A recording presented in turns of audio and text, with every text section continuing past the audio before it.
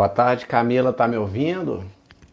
Vocês estão me ouvindo? Pérola Ribeiro, boa tarde, gente.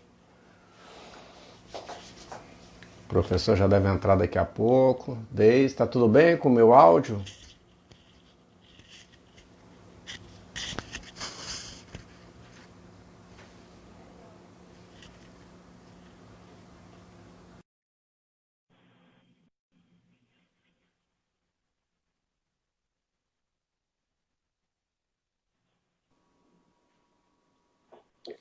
Boa Olá, tarde, Vinícius. professor Alexandre Freitas Câmara. Tudo bem, meu caro? Tudo bom? Me ouve bem? Não estou te ouvindo. Está me ouvindo? Eu te ouço. Peraí. Eu vou sair e entrar de novo. Vamos ver se melhora. Ah,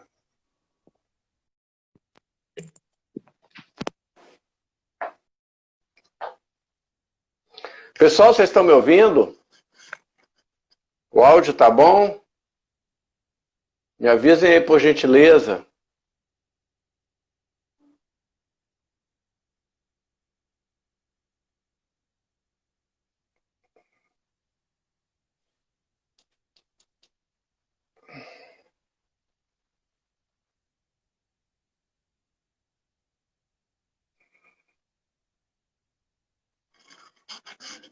Meu áudio tá bom, pessoal?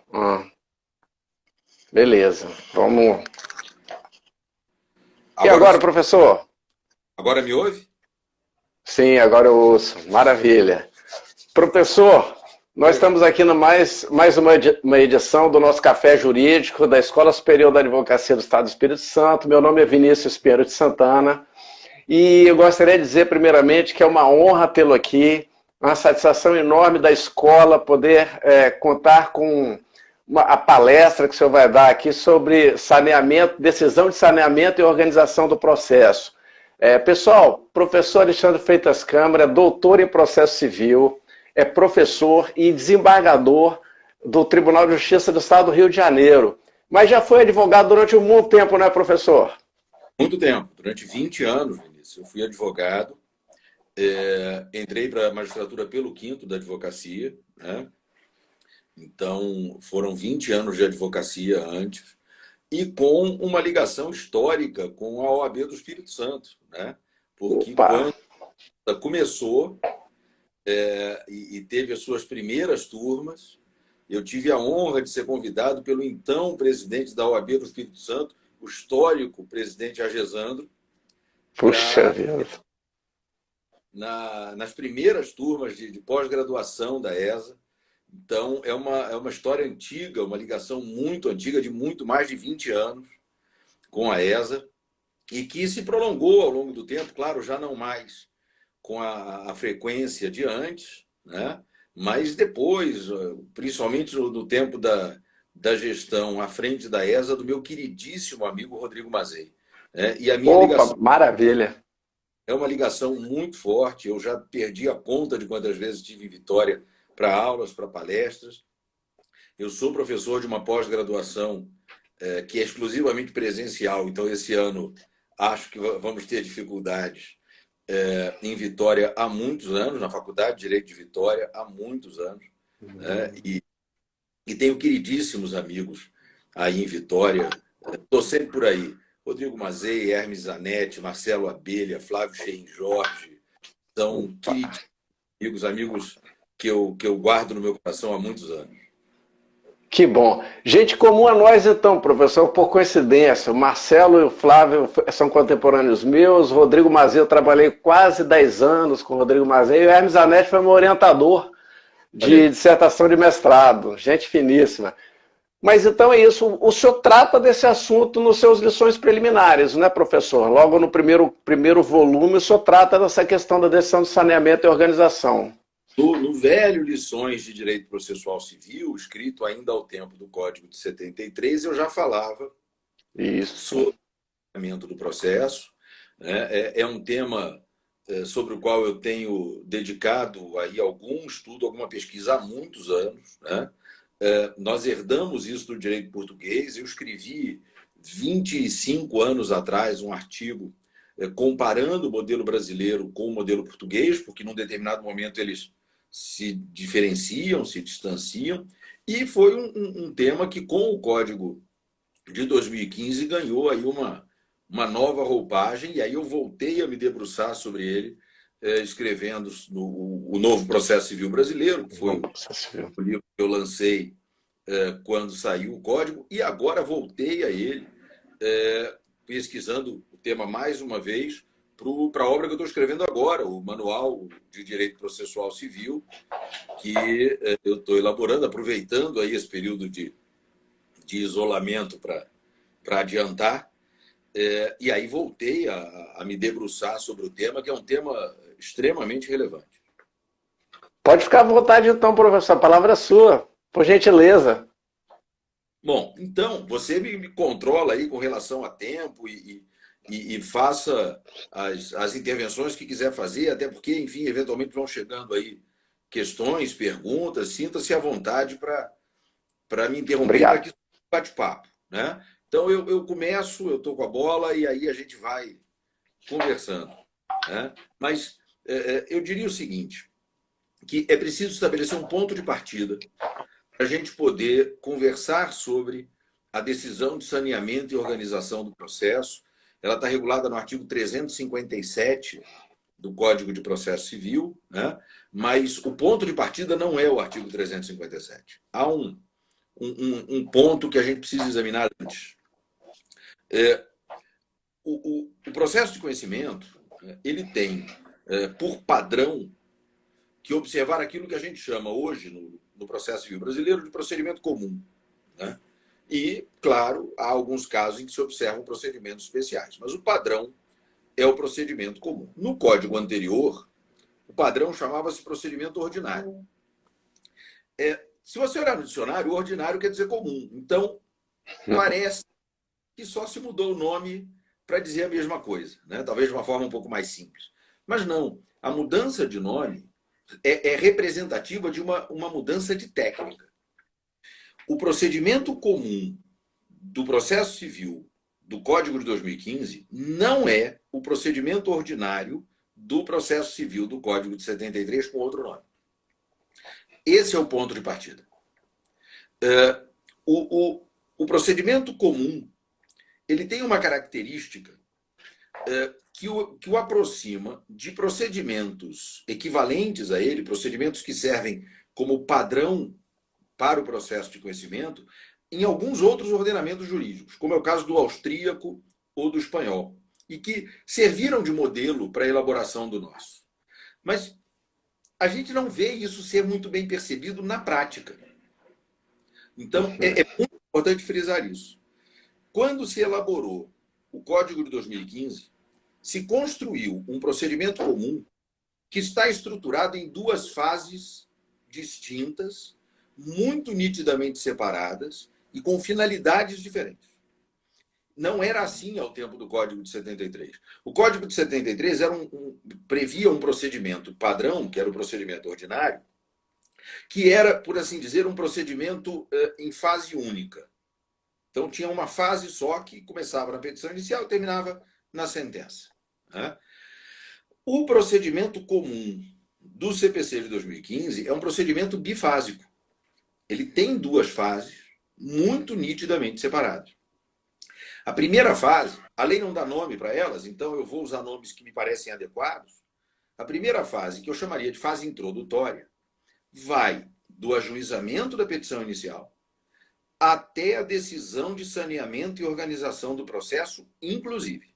Então, esta decisão, que é exatamente o nosso assunto, ela é o marco final da primeira fase.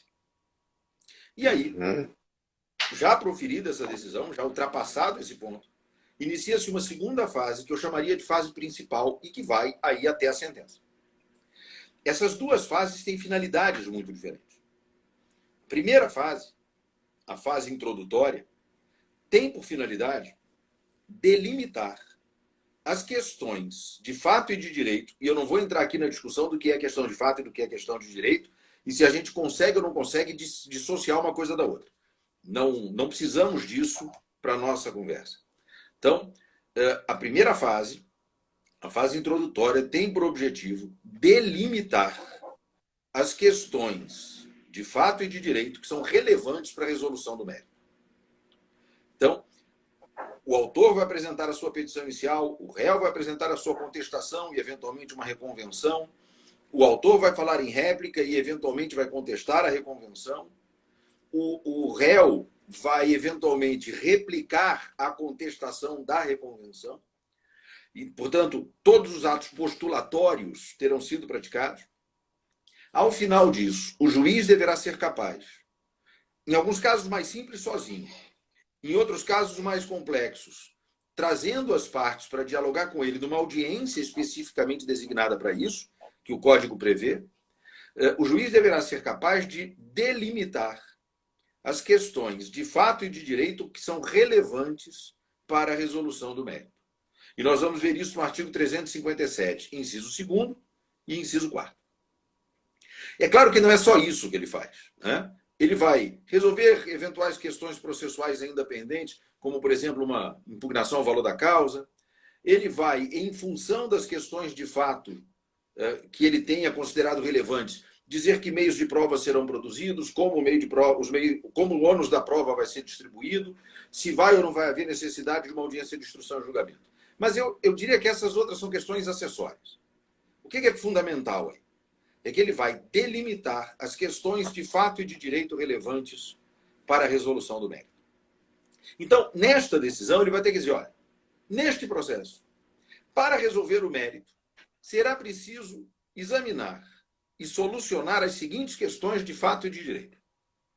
E aí, inventando aqui, se a gente for pensar num caso de, sei lá, acidente de trânsito, né?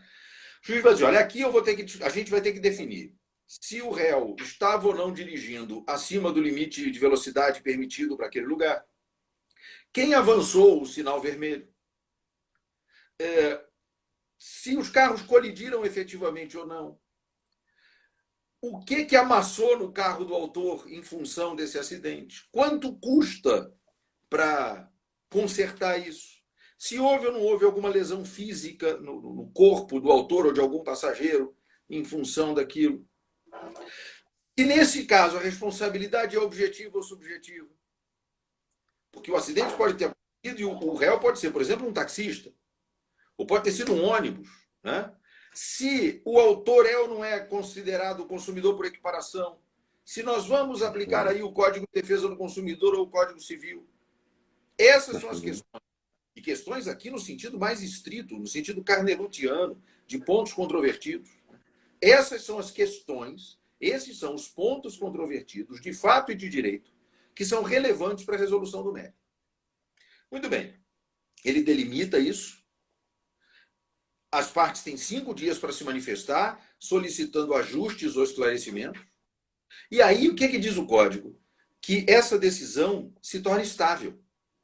O que significa dizer que, ao menos como regra geral, e eu vou mencionar uma exceção a isso em seguida, que me parece ser a única possível, as questões de fato e de direito a serem resolvidas são apenas aquelas e todas aquelas que foram indicadas nessa decisão.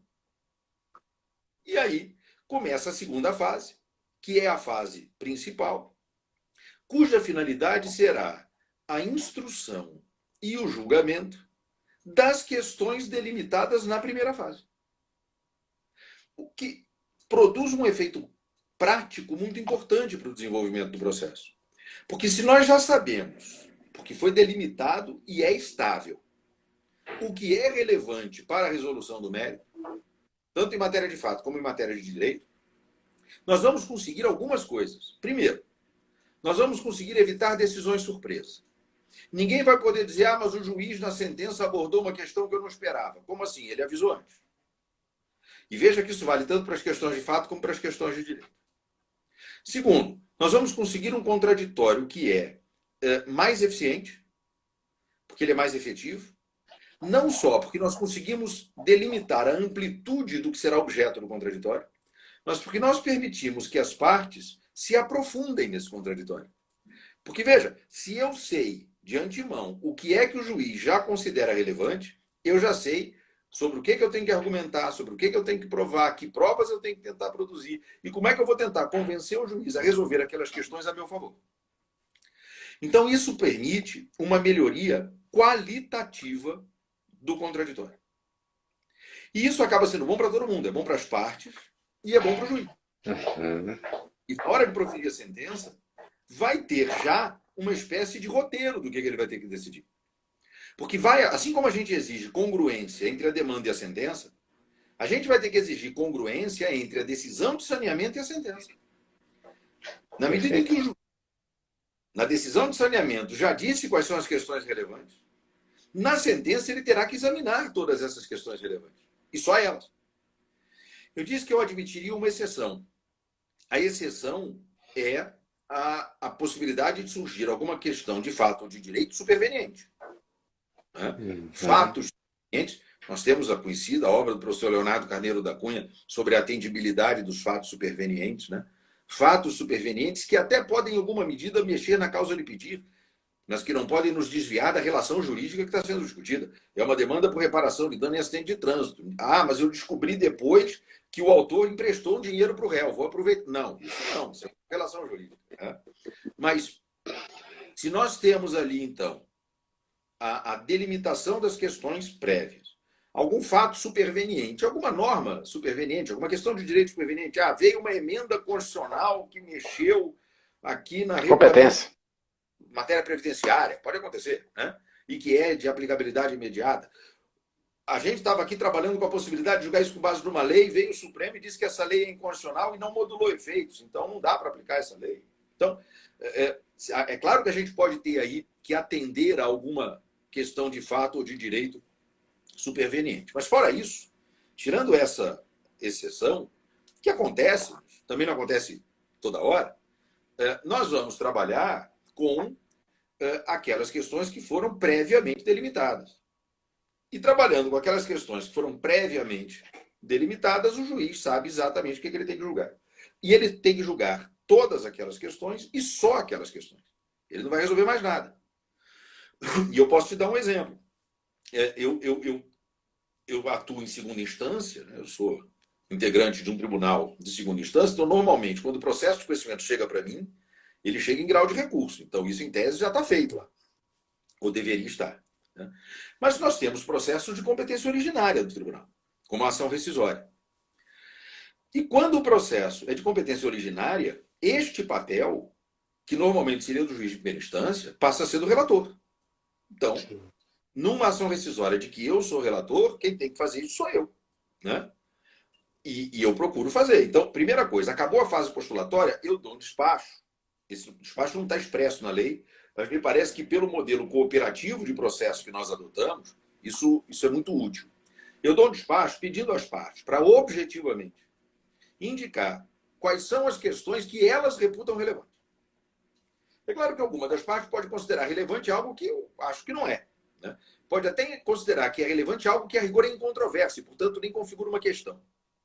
Mas eu dou às partes a oportunidade de se manifestarem, pelo menos por escrito, para que elas cooperem com esse ato de saneamento.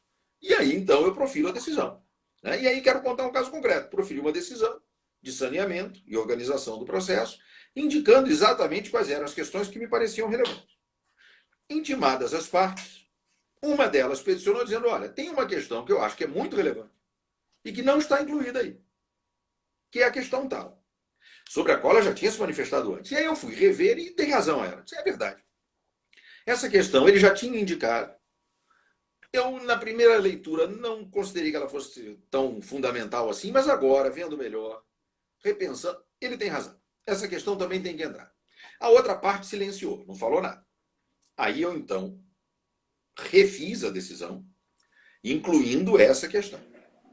Mandei intimar as partes novamente. Ninguém se manifestou mais. Muito bem, então adquiriu estabilidade, como está lá no 357, parágrafo 1º. Então as questões estão delimitadas. Aí veio a parte de produção de prova, alegações finais, julgamento. Julgamos.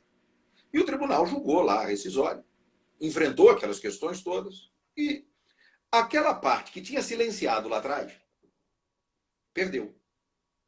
O que tinha dito, olha, faltou uma questão, tal, Esse ganhou. E o outro saiu vencido. Aí o que saiu vencido opõe embargos de declaração dizendo que o tribunal foi omisso porque deixou de apreciar uma questão. E disse lá qual era a questão.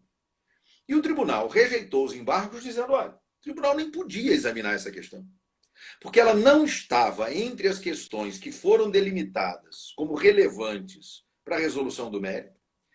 Você foi intimado para dizer se precisava de algum ajuste e não se manifestou. Aquilo adquiriu estabilidade e, portanto, só aquilo era relevante. Essa não é mais não. Se ela já teve alguma vez alguma relevância, deixou de ter. Sinto muito, não tinha que ser examinada. Então, veja que isso otimiza o contraditório. E otimizando o contraditório, isso produz decisões que são qualitativamente melhores. Por isso eu tenho sempre dito, e com isso, Vinícius, eu vou me permitir então encerrar essa primeira parte, para que a gente possa, a partir daí, fazer um debate. Mas eu tenho sempre dito o seguinte: para o jurisdicionado, certamente, quando a gente pensa em processo de conhecimento, o pronunciamento do juiz mais importante é a sentença. Ele entra no processo, como demandante ou como demandado, esperando a sentença. É o pronunciamento que ele mais quer. Para o trabalho do juiz, o pronunciamento mais importante não é a sentença. Para o trabalho do juiz, o pronunciamento mais importante é a decisão de saneamento e organização do processo. E para fechar, então, uma historinha. Eu gosto de contar história. Eu fui dar uma aula na Escola da Magistratura do Rio de Janeiro, num curso de formação continuada para juízes. Então, todos os meus alunos eram, naquela turma, juízes de direito da Magistratura Estadual do Rio de Janeiro. E o tema da aula era uma aula de 3 horas. O tema da aula era decisão de saneamento e organização do processo. Muito bem. Passei 3 horas falando sobre essa decisão. A aula de manhã, começou 8 da manhã, terminou às 11. 3 horas falando para juízes sobre essa decisão, sobre a importância dela, sobre como ela deve ser feita, o que ela deve abordar. Falei sobre saneamento consensual, saneamento compartilhado, enfim. Muito bem, acabou a decisão. Tchau, boa tarde, todo mundo vai embora. Né? Naquele tempo pré-histórico em que as aulas eram presenciais. E aí foi o canto. Não parece que foi antes do... Né? Foi na pré-história. Muito bem. E aí eu fui trabalhar e tal. Passa um tempo, sei lá, uns 4, 5, 6 meses, não sei precisar, mas algum tempo. Eu estava almoçando, uma coisa que eu não sei se eu vou voltar a fazer um dia. Eu estava almoçando num restaurante em que a gente se servia num buffet. Eu não sei se vai voltar a existir um dia. Mas eu estava lá, dentro do prédio do Fórum do Rio de Janeiro, havia pelo menos um restaurante assim. Eu estava me servindo e havia uma moça cujo rosto não me era estranho, ali do meu lado se servindo. Depois é que eu liguei que era uma juíza. Eu, na hora, não me lembro, um estado com muito juiz e tal, não dá pra gente lembrar de todos também. E aí, eu estava ali me servindo, ela também, ela vira para mim e diz assim: desembargador, lembra de mim? E é a pergunta que eu mais odeio que um ser humano faça para mim. Pode me perguntar qualquer coisa, mas não pergunta se lembra de mim, porque eu provavelmente não lembro. E eu não gosto de dizer, lembro, claro. E aí, porque aí a pergunta seguinte é: quem sou eu? Então, ela falou, lembra de mim? Eu falei, desculpa, não lembro.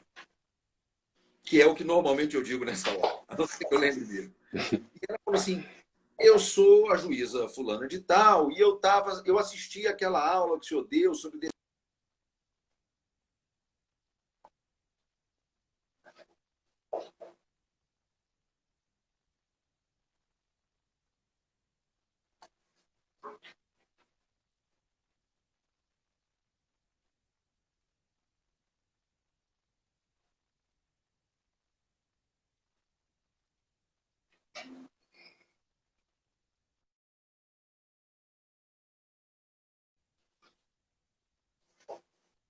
Opa, caiu.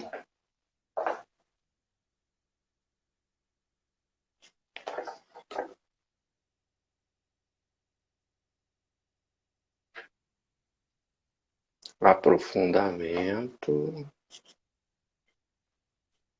Inverter a ordem. Ei, professor. Voltei. Deu uma travadinha. Tranquilo.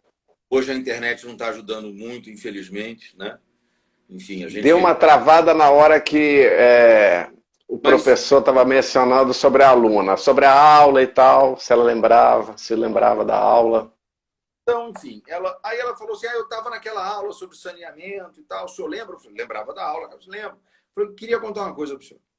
Aquele dia, eu saí da sua aula absolutamente fascinada com a ideia de que eu tinha que fazer o saneamento do jeito que o senhor falou. Saí da aula, fui para o gabinete. Chegando no gabinete, virei para minha secretária e disse assim, vê aí se tem algum processo concluso que esteja na fase de saneamento do processo. Veja isso, porque eu vou fazer uma decisão de saneamento do jeito que eu aprendi. Muito bem, ela foi lá, olhou, tinha um. Ela falou, e aí a secretária me trouxe e eu fiz a decisão do jeito que o senhor falou. Eu falei, e aí? Ela falou, olha, um negócio que eu fazia normalmente em 5 minutos, que é aquela que a gente está acostumado, né? Ter claro saneado o processo, as provas requeridas e tal. Levava 5 minutos para fazer. Levei mais de 2 horas fazendo. Pensei eu comigo, nunca mais vai fazer outra. Porque o negócio levava 5 minutos, levou 2 horas, né? Eu falei, sim, mas e aí? Ela falou, pois é, aí foi até bom ter encontrado o senhor agora, porque ontem esse mesmo processo voltou concluso para a sentença, passado já alguns meses. Falei, pois bem, e aí? Aí ela disse, aí a sentença que eu levaria 2 dias para fazer, eu fiz meia hora. Porque já estava tudo no roteiro. Eu sabia exatamente o que eu tinha que fazer. E aí eu fui direto onde eu tinha que ir. Então, eu acho que isso mostrou para ela, né, e acho que pode mostrar para muita gente, que para o trabalho do juiz, a decisão de saneamento é fundamental. Porque ela, mais do que sanear, ela organiza o processo. E não é à toa que ela se chama decisão de saneamento e de organização do processo. Dá muito mais tranquilidade e segurança para as partes também, através de seus advogados, né, professor? O senhor tocou num ponto aí, né? O senhor tocou num ponto aí sobre as partes podem se aprofundar nas provas. E, ao mesmo tempo, o juiz regula melhor o âmbito dessa prova horizontal. Ou seja, essa pergunta é impertinente porque não é objeto da prova, tal como foi definido. Isso ajuda muito a todo mundo, né, professor? Sobre a questão da causa específica, o senhor tocou no assunto, é interessante também. Era muito incomum no Código passado a gente fazer prova pericial depois de uma prova testemunhal. Quando você tem essa decisão de saneamento, você pode, é muito mais tranquilo para você explicar a inversão disso aí. Ou seja, vamos ver primeiro se quem deu causa é quem é réu, quem está sendo acusado disso ou não. Porque aí eu não preciso fazer a perícia, né, professor? Claro, claro. Até porque o código prevê, de forma até, eu diria, muito restrita, eu estava procurando aqui a palavra, mas de uma forma muito restrita, um poder do juiz de adaptar o procedimento às características do caso concreto, né? E entre esses poucos poderes de adaptação que o juiz tem, está o de inverter a ordem de prática dos atos de produção de prova. Se o juiz delimitou o objeto da prova e determinou as provas que serão produzidas, ele deve também, nessa atividade de organização, definir a ordem em que as provas serão produzidas, que não será necessariamente a ordem que o CPC estabelece. Porque pelo sistema da lei, a prova pericial é colhida antes da audiência de instrução e julgamento e a prova testemunhal na audiência de instrução e julgamento. Portanto, a perícia vem antes da prova testemunhal. Esse é o sistema do Código. Mas, em alguns casos, é muito bom para a organização do processo que isso se inverta. Se a gente está pensando, por exemplo, num caso que envolve um acidente com responsabilidade subjetiva, a gente vai precisar de prova da culpa e do dano. A prova do dano, muitas vezes, é pericial. Mas a prova da culpa, muitas vezes, é testemunhal. Então, você imagina fazer uma perícia demorada, complexa, cara, muitas vezes muito cara, para estimar o dano, para depois chegar na audiência e todas as testemunhas mostrarem para o juiz que o que se teve foi culpa exclusiva da vítima. Bom, mas se teve culpa exclusiva da vítima, está rompido o nexo de causalidade e o dano é irrelevante. Então a gente perdeu tempo e dinheiro à toa. Portanto, é muito melhor a gente ouvir primeiro as testemunhas e, provada a culpa, aí sim fazer a perícia para estimar o dano. Né? Então, a atividade de saneamento e organização do processo permite ao juiz fazer tudo isso. Né? Eu queria só, Vinícius, pedir um segundo de licença para registrar aqui o meu agradecimento à presença de alguns queridos amigos que já passaram por aí e eu vi os nomes. Professor Pedro Henrique Nogueira, meu presidente na ANEP, Associação Norte-Nordeste do Processo, eu que tenho a honra de ser membro honorário daquela importante entidade. Professor Beclaute Oliveira Silva passou por aí. Professor Diogo Rezende Almeida, meu chefe no Departamento de Direito Processual da Faculdade de Direito da Fundação Getúlio Vargas, passou por aí. Professor Marcelo Ribeiro, professor Welder Queiroz, lá do Mato Grosso. Quer dizer, o Brasil inteiro está se juntando a nós aqui. Eu estou muito feliz com isso. Maravilha. Que bom que essa turma está toda aí assistindo a gente. Muito legal. Professor, o advogado, ele parece-me, né, que ele tem uma ansiedade ou uma indignação, eu diria até, com esses despachos que o juiz dão antes de sanear o processo para que as partes especifiquem as provas. O senhor deu um exemplo agora onde o senhor deu a palavra para as partes dizerem quais eram as questões que eles entendiam relevantes para julgar o processo. Mas esse despacho, pura e simplesmente, especifiquem as provas e justifiquem a pertinência delas, ele está correto nesse cenário, professor? Olha, como é que o senhor vê isso? Eu sou fã desse despacho, eu adoro esse despacho. Eu gostava dele desde o tempo que eu era advogado. Eu confesso que eu gosto muito desse despacho e eu explico por quê. Esse despacho, a meu ver, ele corrige uma falha da nossa legislação processual. Uma falha que existia ao tempo do Código de 73 e que não foi possível corrigir no Código de 2015, então ela se manteve. E eu até acho bom que nem se tenha corrigido, porque corrigir poderia acabar gerando o problema das pessoas olharem e falarem: caramba, e agora? Preciso entender como é que é o novo. Então, deixa do jeito que está, porque time que está ganhando não se mexe. O que acontece?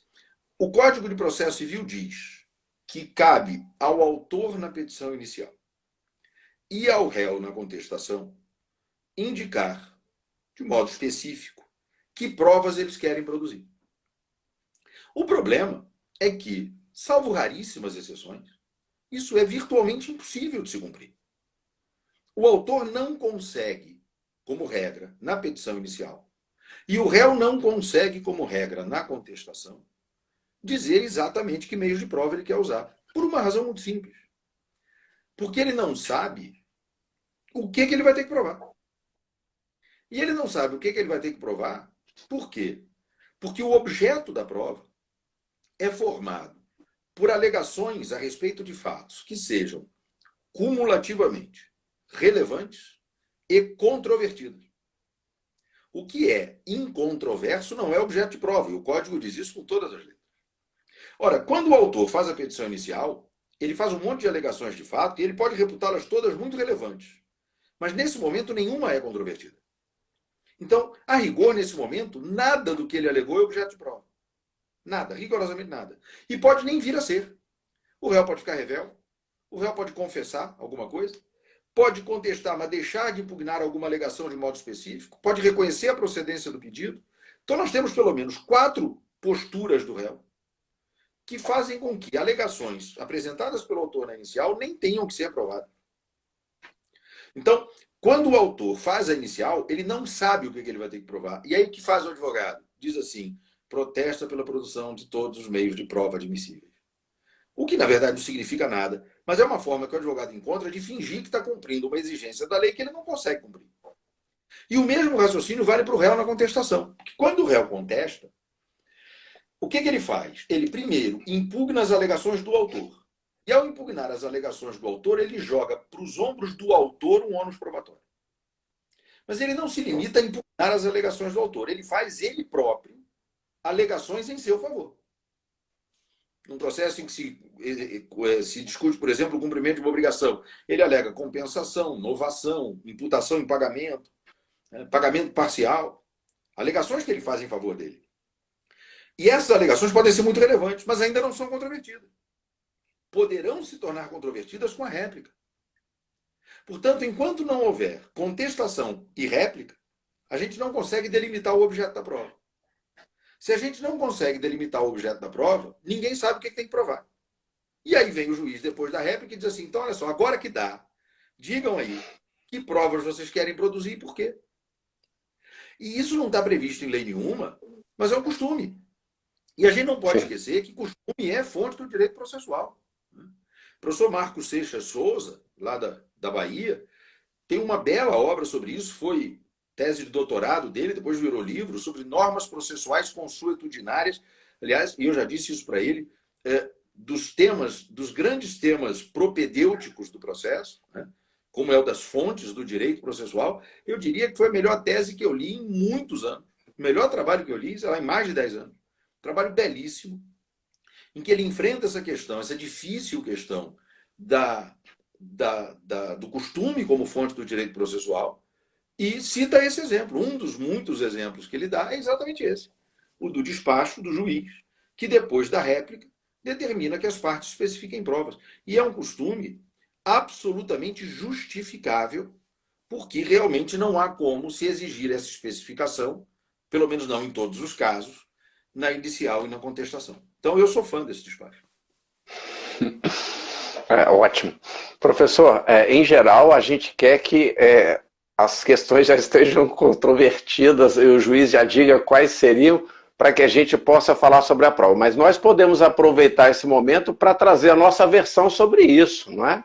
É uma oportunidade que nós temos para darmos a nossa versão e a parte contrária também. Olha, a meu ver, isso aqui pode ter sido controvertido, mas isso não é objeto de prova em audiência, isso é objeto de prova documental, o documento já está aqui, essa questão é objeto de prova testemunhal e a minha testemunha é essa aqui, então, de fato, pode ser uma oportunidade. Ao invés de ver o lado ruim, a gente pode ver o lado bom, né, professor? Aquelas duas podem se associar, né? Quer dizer, um despacho em que o juiz dê às partes a oportunidade de indicar, em termos cooperativos, quais são as questões que elas reputam relevantes e, na mesma oportunidade, dizer que provas pretendem produzir.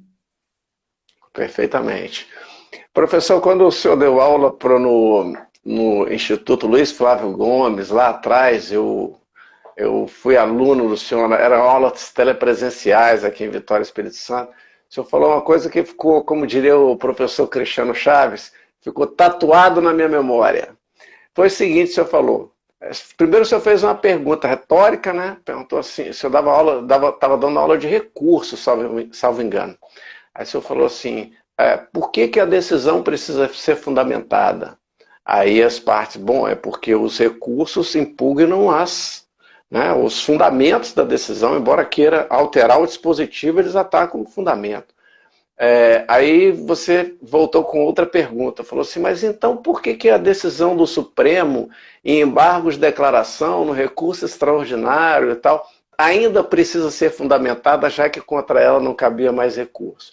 Por causa da função política das decisões judiciais, o senhor respondia, né?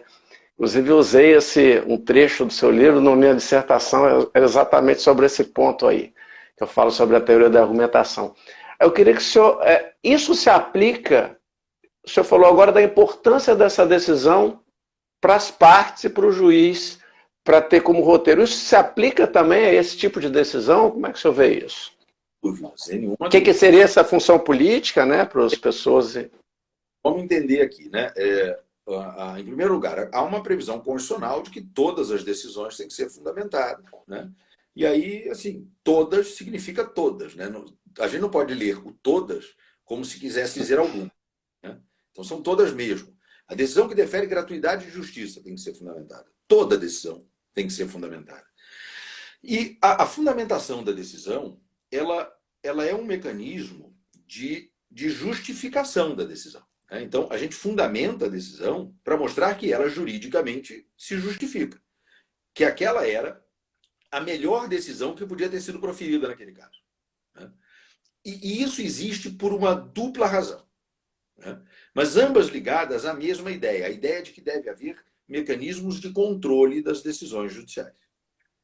Toda decisão judicial é sujeita a controle. Existe um controle, digamos, estritamente processual, que é o controle que se faz por recurso. Né? E esse controle é um controle que a gente pode chamar de forte. Por quê? Porque ao recorrer, você provoca um órgão distinto e normalmente superior a examinar aquela decisão e, se esse órgão considerar que aquela decisão não era a melhor decisão para aquele caso, reformá-la. Dizendo, não, está errado, julgou procedente, mas era para julgar improcedente. Né? Inverteu o ônus da prova, mas não era para inverter. Então, deu àquela matéria, aquela questão, seja ela qual for, uma solução que não era a melhor solução possível para aquele caso. Então, esse controle que se faz por recurso, e aí a fundamentação tem esse papel importante de permitir que a parte critique a decisão, dizendo, olha, está errada, porque olha o fundamento não se sustenta. Né? Então, isso permite esse controle forte, que é o controle que se faz por recurso. Mas existe um outro controle que não leva à revogação, à cassação ou à reforma da decisão, e por isso eu vou chamar de controle fraco, e essa terminologia originariamente não é minha, tá? A gente encontra isso na obra de Michele Tarufo, por exemplo, mas esse controle fraco é um controle que a gente pode, em alguma medida, chamar de político, né? Mas político no sentido grego, político com P maiúsculo, para deixar bem claro. Porque é um controle pela polis, quer dizer, um controle pela comunidade, um controle pela sociedade. Né? A ideia a que Tarufo faz referência é de um controle difuso da atividade jurisdicional, que é muito importante, porque é preciso que a sociedade possa olhar para as decisões jurisdicionais e dizer: esses juízes, esses tribunais atuam do jeito que se espera deles que atuem. Atuam em conformidade com o Estado Democrático de Direito. Eu não estou dizendo que a decisão do juiz é proferida para ser aplaudida pela sociedade. Não é isso. Até porque a jurisdição cumpre esse complicado papel de ser contramajoritária, né? E de ter que atuar de forma contramajoritária. O que é pesado, é difícil, mas alguém tem que cumprir esse papel. Mas, então, eu não estou dizendo que a decisão é bem fundamentada quando todo mundo gosta dela. Mas é preciso que haja uma possibilidade de discussão da decisão. Essa discussão é muito importante. É que tem uma espécie de slogan que a gente ouve muito, que diz assim: decisão judicial não se discute, cumpre-se. Não, peraí. Decisão judicial cumpre-se. Mas cumpre-se discutindo. A sociedade tem que ter a possibilidade de discutir, dizer: peraí, nós não queremos isso, nós não gostamos disso, nós não concordamos com isso. Não que isso vá necessariamente mudar a decisão. Mas isso tem que levar o próprio julgador a uma reflexão. Eu decidi de um jeito que a sociedade não gostou. Por quê? Porque eu decidi errado ou porque esse era um daqueles casos em que a decisão é contramajoritária e aí, naturalmente, eu tinha mesmo que desagradar? Essa reflexão é uma reflexão que o julgador tem que fazer o tempo todo. E, portanto, a fundamentação está muito ligada, está essencialmente ligada à legitimidade da própria atividade do juiz. A gente tem que pensar que se o Brasil e ele se propõe a ser, um Estado democrático de direito, então nós temos que considerar, isso para mim é fundamental, que não basta que a atividade estatal, e eu não estou falando só da atividade do juiz, não basta que a atividade estatal seja provida de legalidade. O Estado democrático de direito é o Estado da legalidade no sentido mais amplo, da juridicidade. É claro que administradores, legisladores e juízes têm que atuar em conformidade com o direito. Mas a legalidade não basta. Nós precisamos de legitimidade democrática. Senão, não seremos agentes de um Estado democrático. Para o Executivo e para o Legislativo isso é um pouco mais fácil, porque a legitimidade vem pelo voto, né? E tem prazo de validade. Então, a gente legitima um governador, um prefeito, um presidente da República pelo voto, e ele tem lá um prazo de 4 anos, e daqui a 4 anos ele presta contas à sociedade. Se a gente achar que foi bom, a gente reelege, ou elege quem seja do mesmo grupo. Se a gente achar que foi ruim, a gente elege a oposição. Com o deputado, com o vereador, com o senador, a lógica é a mesma. Ainda que o senador tenha mandato de 8 e não de 4. Né? Acabou o mandato, ele presta contas à sociedade, se candidatando de novo. Se você gostou, você vota de novo no mesmo deputado, no mesmo senador, no mesmo vereador. E o juiz? Né? O juiz ou passou por concurso, ou foi nomeado passando por um processo que é político. No meu caso, eu fui nomeado pelo 5º Constitucional. Então, nem concurso eu fiz. Né? Mas os que fizeram concurso, e claro, a imensa maioria fez concurso, né? Nos tribunais 4/5, mas na primeira instância todos. Né? Esses que fizeram concurso, eles foram avaliados por quem? Quem já está lá dentro. Né? Porque a banca é formada pelo próprio tribunal. Então, eu que sou juiz, escolho quem vai ser juiz junto comigo. Né? E aí, quem entra para a magistratura, entra sem uma legitimidade prévia. Eu não estou previamente legitimado a atuar em nome do Estado. Se eu não estou legitimado previamente, diferentemente do que acontece com quem está no Executivo ou no Legislativo, eu tenho que me legitimar a cada ato que eu pratico. Cada decisão que eu profiro tem que ser legitimada do ponto de vista constitucional e democrático. Então, cada decisão que o juiz profere tem que vir acompanhada de um discurso de justificação destinado a tentar mostrar, não só para as partes, mas para toda a sociedade, que aquela era a decisão a ser proferida naquele caso. Só assim o juiz se legitima. E por isso, num Estado democrático, toda decisão tem que ser fundamentada, inclusive a de saneamento do processo. Maravilha, professor. Foi uma provocação, porque eu achei essa questão muito interessante ser trazida e eu sei que o senhor enfrenta isso de uma forma muito clara, muito precisa, então eu não resisti. A gente está aqui caminhando para os últimos 12 minutos da nossa transmissão ao vivo, professor. E eu gostaria de fazer uma outra provocação ainda, antes da gente fazer os encerramentos. Avisar o pessoal que vai gravar, que todo mundo aqui fica ansioso, querendo saber se vai ficar gravada. Fica assim no IGTV aqui nosso.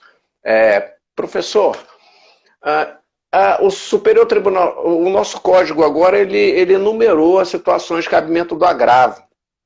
E essa digamos, a não proferir uma decisão saneadora ou proferir uma decisão saneadora insuficiente, a princípio não é caso de agravo de instrumento. O STJ vem trazendo se eu não me engano, uma expressão taxatividade mitigada, para dizer que as questões que não podem aguardar o julgamento, né, através da sentença para serem impugnadas, têm que ser impugnadas via agravo.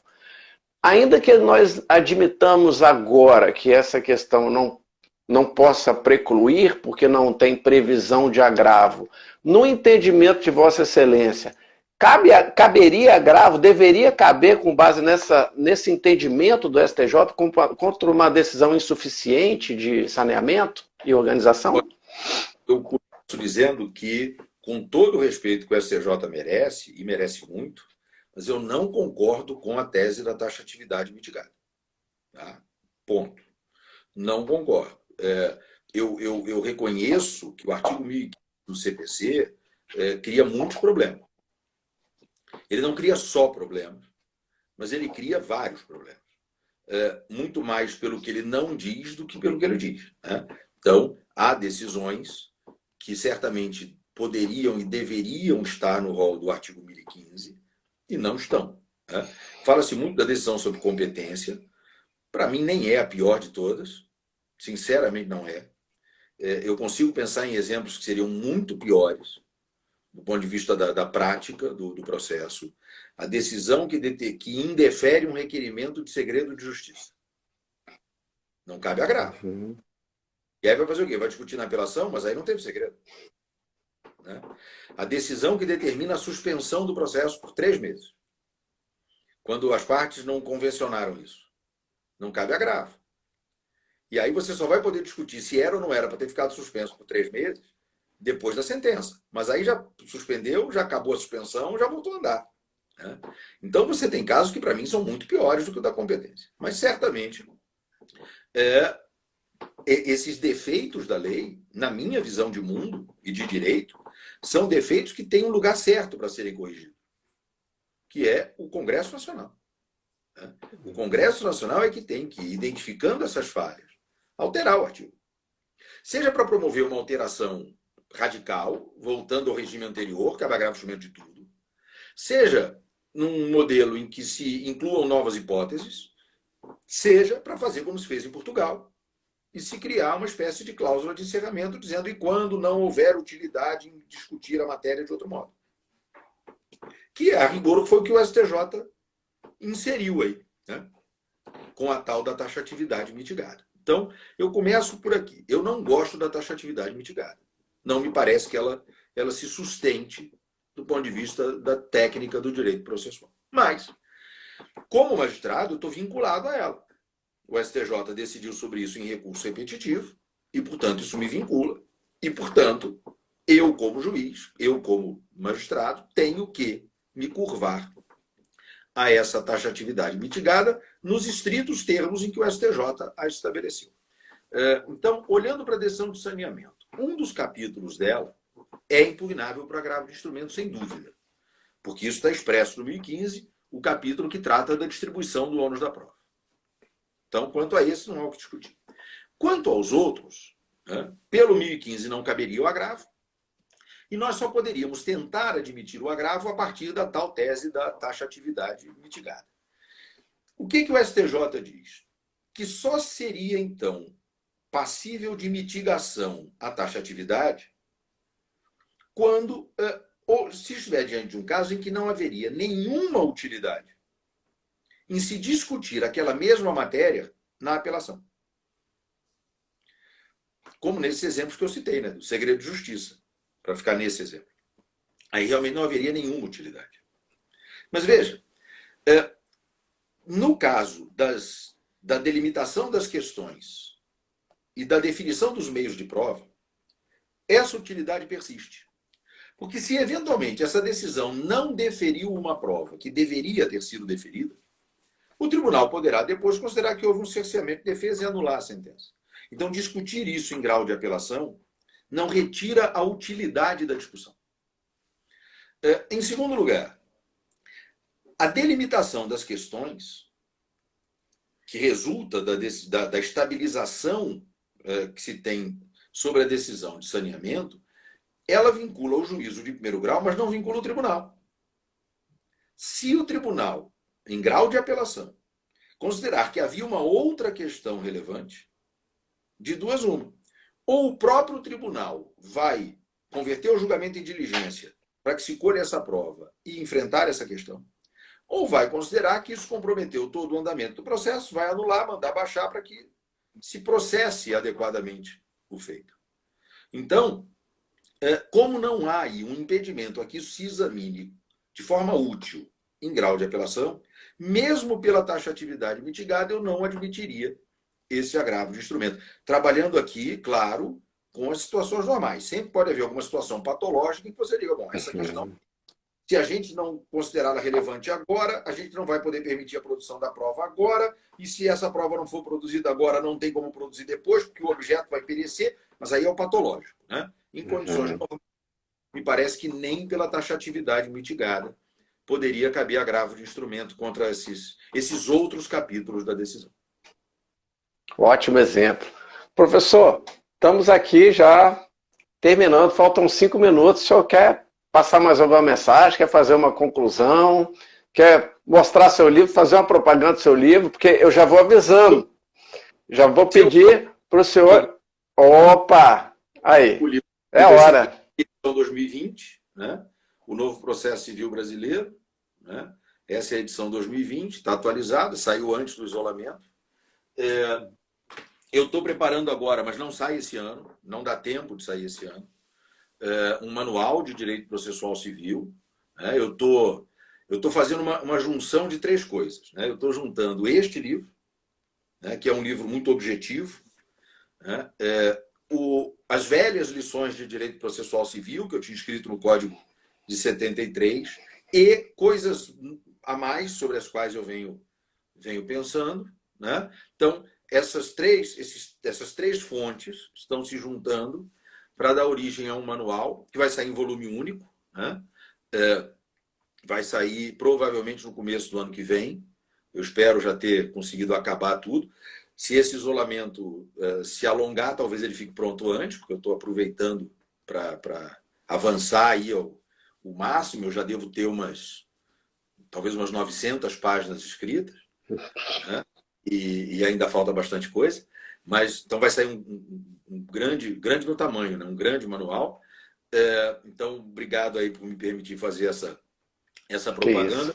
Eu queria terminar agradecendo a todos os que passaram por aí. Eu vi, depois daquele primeiro momento, vi outros queridos amigos passarem. A professora Bruna Silveira passou aí agora. E eu estou muito feliz por ela ter se recuperado bem da Covid-19, que ela teve sintomas leves, mas ela e a família teve. Eu fiquei aqui, ela lá de Belém, eu aqui do Rio de Janeiro, fiquei preocupado, mas... Enfim, sei que ela se recuperou muito bem, estou muito feliz de vê-la aí atuante. E, enfim, tantas outras pessoas que eu gosto tanto, seria impossível lembrar de todo mundo que passou por aqui. O professor Marcelo Mazzola, meu querido amigo, passou por aí em algum momento.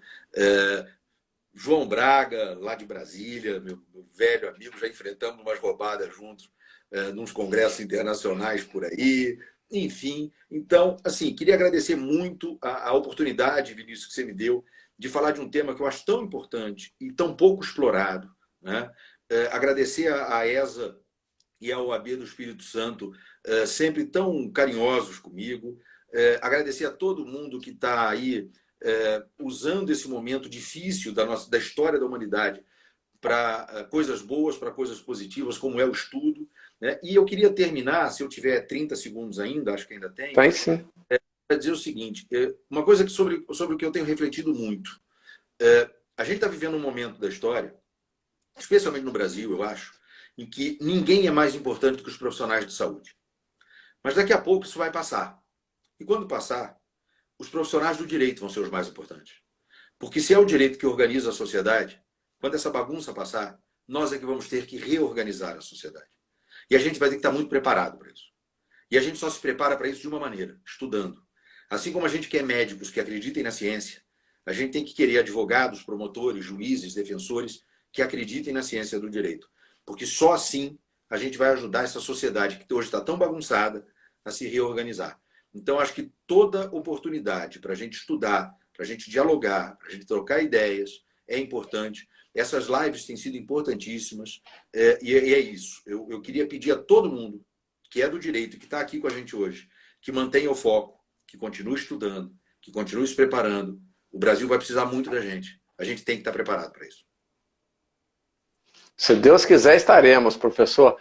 Belíssimas palavras, professor. Muito obrigado. É uma honra para a Escola da Advocacia do Espírito Santo compartilhar esse momento com Vossa Excelência. E como o senhor já falou que são 3 horas de aula, num outro momento a gente vai fazer um curso aqui de processo civil e o senhor vai falar novamente, se o senhor topar, sobre esse tema.